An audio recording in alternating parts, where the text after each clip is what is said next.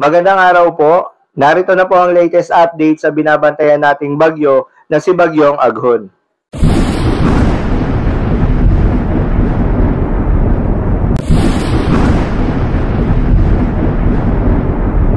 Sa kasalukuyan na tayong sa pag-asa, si Bagyong Aghon ay patuloy na kumikilos pa northwestward at nasa dagat na ng Samar Sea at patungo na ng Masbate at Sorsogon area.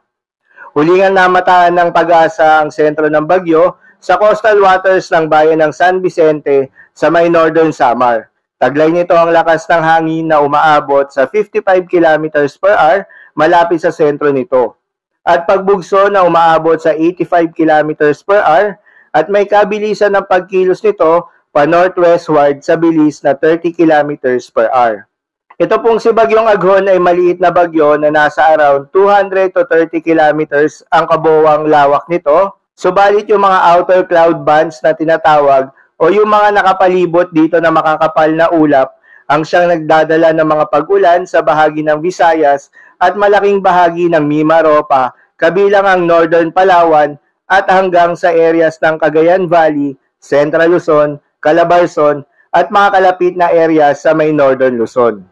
Samantala, nakataas naman yung Tropical Cyclone Wind Signal number 1 sa ilang bahagi ng ating bansa, kabilang na dyan ang Aurora, eastern portion of Bulacan, eastern portion of Nueva Ecija, northern at southeastern portion of Quezon, eastern portion of Laguna, eastern portion of Rizal, eastern portion of Romblon, Marinduque, Sorsogon, Albay, Catanduanes, Camarines Sur, Camarines Norte, Masbate, Northern Samar, Samar, Eastern Samar, Biliran, Northern portion of Leyte, at Northern portion of Cebu.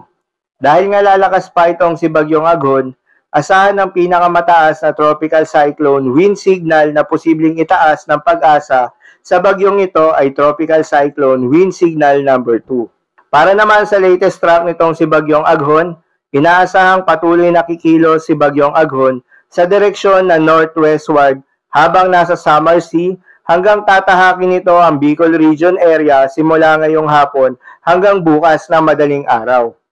Pagkatapos nito ay babalik ito muli sa dagat at dadaan sa Lamon Bay o sa coastal waters sa hilaga ng Camarines Provinces bukas na madaling araw at sa susunod na maglandfall naman ito sa Polillo Islands.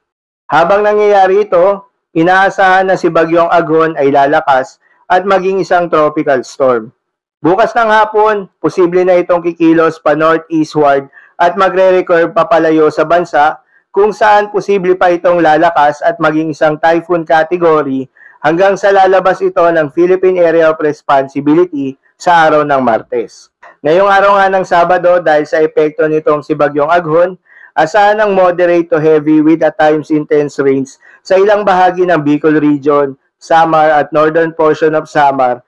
Light to moderate naman with occasionally heavy rains ang asahan sa southeastern portion ng Quezon, Polillo Islands, Marinduque, eastern part of Romblon, rest of Samar, eastern Samar, Biliran, northern portion of western Visayas, Leyte at Cebu. So yun lamang po para sa latest update sa Bagyong Aghon.